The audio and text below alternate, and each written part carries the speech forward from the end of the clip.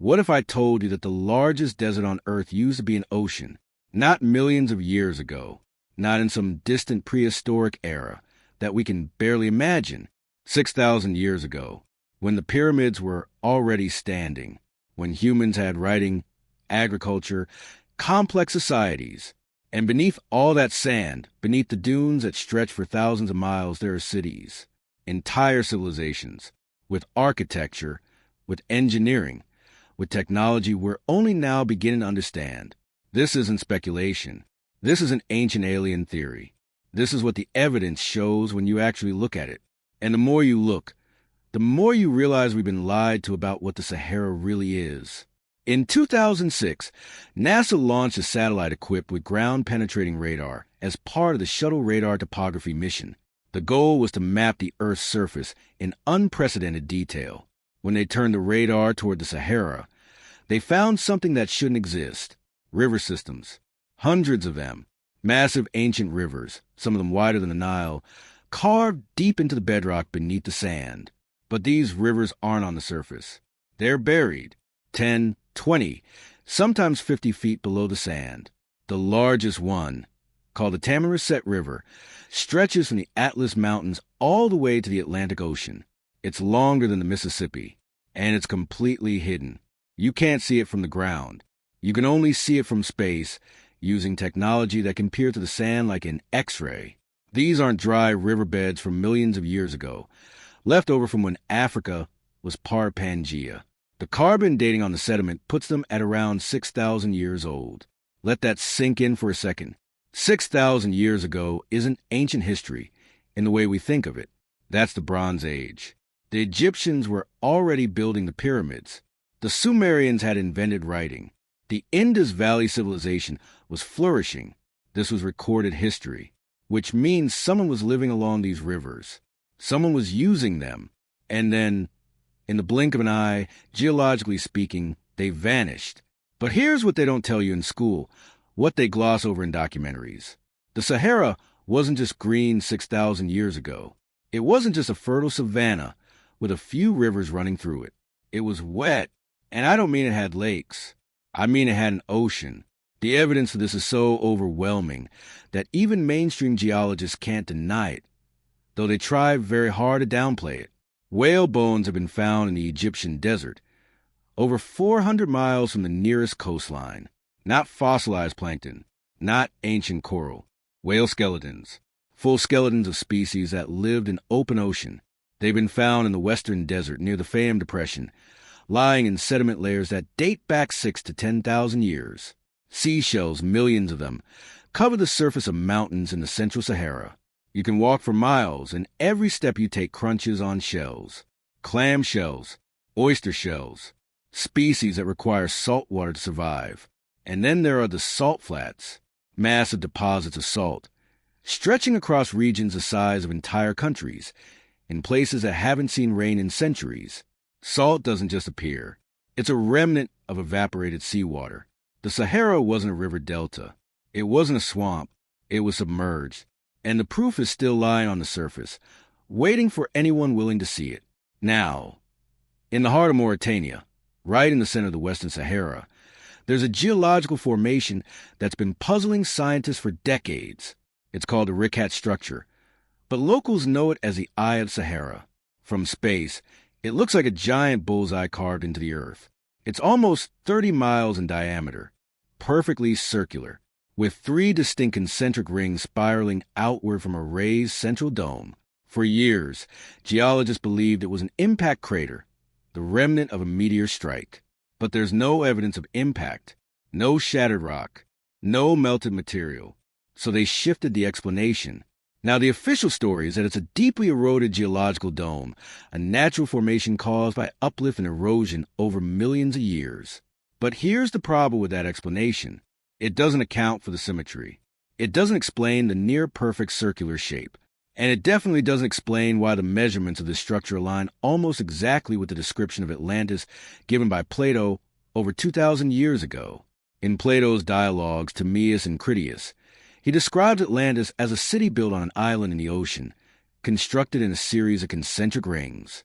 3 rings of water, separated by rings of land. The outermost ring, according to his account, was approximately 27 miles in diameter. He described it as being beyond the Pillars of Hercules, which most scholars assume means past the Strait of Gibraltar, out in the Atlantic Ocean. But what if that's not what he meant? What if he meant beyond the Pillars? Further into Africa? What if Atlantis wasn't in the ocean, it was the ocean? When you overlay Plato's measurements onto the Richat structure, they match. Not roughly, almost perfectly. The size, the shape, the three-ring layout. The central elevated plateau. Even the orientation matches ancient descriptions. But here's the question no one wants to answer. If this is just a natural geological formation, why does it match an ancient description of a man-made city so precisely? And more importantly, why is it sitting in the middle of a desert? Unless the desert wasn't always a desert. Unless this structure was built when the Sahara was underwater and when the water receded, when the ocean drained away, the city was left behind, slowly buried under centuries of sand and wind. You can see it yourself. Go to Google Earth. Type in the coordinates 21.1236N, 11.3994W. You'll see it. Clear as day. 3 rings. Perfect symmetry. And yet, no major archaeological expedition has ever been allowed to excavate it. The Mauritanian government has refused every request. Why? What are they afraid of finding? Or what have they already found and decided to keep quiet? The Richat structure isn't the only thing hidden under sand. In 2013, a researcher named Angela Michal was using Google Earth to scan the Egyptian desert when she noticed something strange. Unusual mound formations in a region west of the Nile, near the town of Abu Siddam. The shapes were too symmetrical to be natural. Triangular, elevated, clustered in patterns that resembled known pyramid fields. She marked the coordinates and shared them with archaeologists. Ground-penetrating radar was brought in, and what they found confirmed it. Pyramids, not small burial mounds. Massive pyramids, some of them larger than anything currently excavated in Egypt. The radar showed internal chambers, passageways, foundations that extended deep underground. A preliminary excavation was approved. They began to dig, and then suddenly it stopped. The Egyptian government shut down the site. The findings were classified. The lead archaeologist was removed from the project. No official report was ever published. The coordinates are still available online. You can look them up. 29.976280N, 31.131780E. But no one is allowed to dig there. No explanation was given. No follow-up exploration has been authorized. Why? If this was just an archaeological curiosity, why the secrecy? Why halt an excavation that could potentially rewrite the timeline of Egyptian civilization, unless it already did? And someone decided that information was too dangerous to go public. The Sahara has always been a place of legends. For centuries, Bedouin tribes told stories of a lost city somewhere deep in the desert. They called it Zerzura, the White City, the oasis of little birds. According to the tales, it was a place of immense wealth, filled with treasure, protected by sleeping giants who would wake if anyone tried to enter. European explorers in the 1920s and 30s dismissed these stories as folklore, the kind of myth that every desert culture has. But some of them kept looking. In 1933, a Hungarian explorer named Laszlo Almasi, along with a team of British cartographers, reached a remote plateau in the southwestern Egyptian desert called the Gilf Kabir. It's one of the most isolated places on Earth, hundreds of miles from any settlement. And there, carved into the rock face, they found something. Doorways, stone gates, carved with precision, leading into the cliff. They looked man-made, ancient, but when they tried to dig behind them, they found only sand. The official report stated that the doors led nowhere, that they were likely ceremonial, symbolic entrances with no structure behind them. But in the same cave system, just a few hundred meters away, they found something else. Paintings, thousands of them, covering the walls and ceilings. And these weren't crude stick figures. They were detailed, sophisticated, full of life, people swimming, boats with sails, crocodiles, hippos, giraffes, Elephants, species that haven't existed in the Sahara for thousands of years.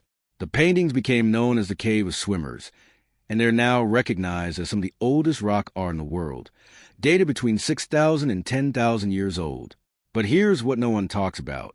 The people in those paintings aren't dressed like primitives. They're wearing elaborate clothing, jewelry. Some of the boats have multiple decks. There are images that appear to show irrigation systems, planned fields, organized settlements. These weren't nomads scratching out survival. This was a civilization. So where did they go? And what happened to turn this thriving, water-rich region into the most hostile desert on the planet? Around 3900 BC, something catastrophic happened. Geologists called the 5.9 kiloyear event, named after the point in time, 5,900 years before present, when the climate of North Africa underwent a sudden and dramatic shift. In less than 100 years, possibly in as little as a single human lifetime, the entire Sahara transformed from a green, fertile landscape into an arid desert. Pollen records extracted from ancient lake beds show the change happening in a geological instant. One sediment layer shows evidence of grasslands, forests, abundant rainfall. The very next layer, representing just a few decades later, shows nothing but dust. For context, the Sahara Desert is 3.6 million square miles. That's nearly the size of the entire United States. And all of it turned to sand in less than a century. Mainstream science attributes this to a shift in the Earth's axial tilt, a natural wobble that changed the monsoon patterns and dried up the region.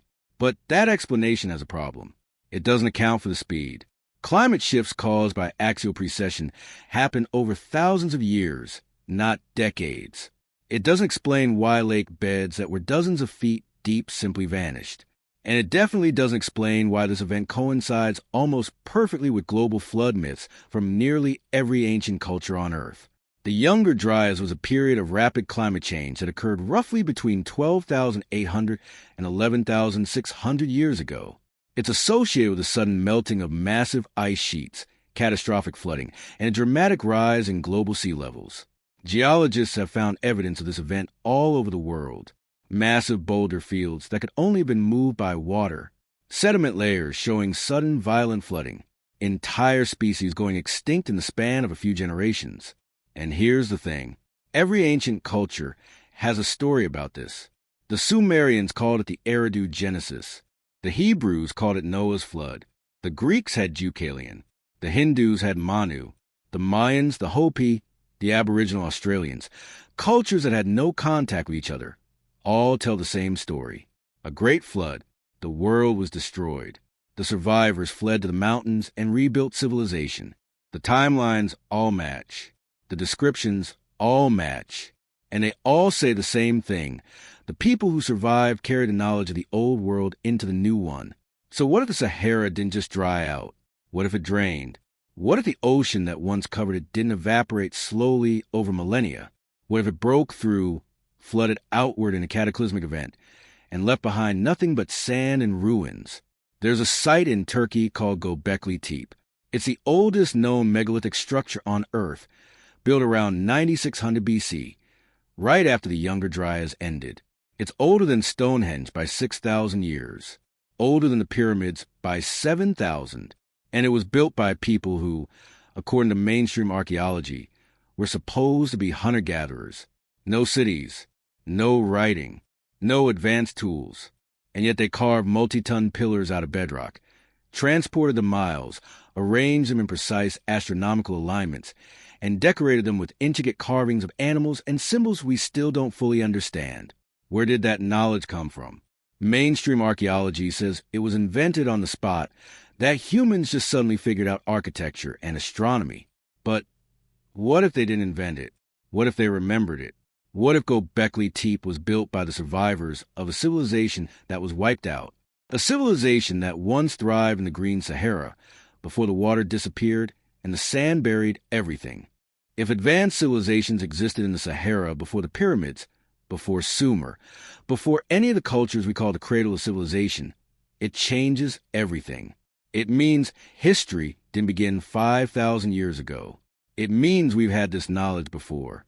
We've built cities, developed technology, reached levels of understanding that we then lost. And if it happened once, it can happen again. That's the part they don't want in textbooks. That's the part that gets funding pulled and excavations shut down. Because if people realize that civilization is fragile, that we've collapsed before, that knowledge can be forgotten, it raises uncomfortable questions about our own future. In 2020, archaeologists using LiDAR technology, which uses laser pulses to map terrain beneath vegetation and sand, scanned a previously unexplored section of Sahara. They found over 350 structures that had never been recorded, foundations of buildings, roads, what appeared to be irrigation channels. In 2022, a team using ground-penetrating radar in the Libyan desert detected something even stranger. A grid, a massive, perfectly symmetrical grid pattern, stretching for miles beneath the sand. The coordinates were never released. The images were published in a minor academic journal, then quietly pulled. The research team claimed they needed more funding to continue. They never received it. Why? Because the technology exists right now, today, to map everything that's under the Sahara. We don't need to dig. We can scan it, model it, reconstruct entire cities from the data. But we're not doing it. Or, if we are, we're not being told what's being found. So let's put it all together. The Sahara was an ocean 6,000 years ago. We have the whale bones. We have the shells. We have the salt. NASA's satellites found buried rivers the size of the Nile. In the center of the desert sits a structure that matches Plato's description of Atlantis, and no one is allowed to excavate it.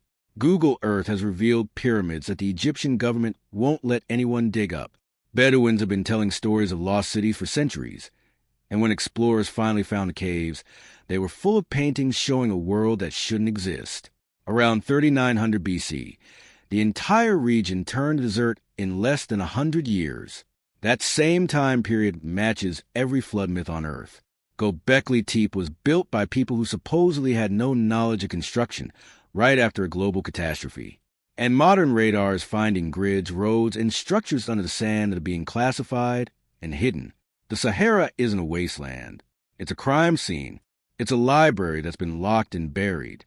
And every year, the wind shifts the sand just a little bit more, revealing edges of walls, fragments of stone, pieces of story we've been trained not to ask about. The real question isn't whether there are civilizations under Sahara. The evidence already answers that. The real question is, why aren't we digging? Why is every major discovery met with silence, classification, and shut down excavations? Who benefits from keeping us ignorant of our own history? And what would change if we knew the truth?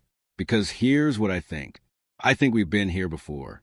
I think humanity has risen, built, achieved, and then lost it all. Not once, but multiple times. And the Sahara is the proof. It's the gravestone of a world we forgot. And they want to keep it that way. But the sand is shifting. The satellites are watching. And the truth, no matter how deep it's buried, always finds a way to the surface.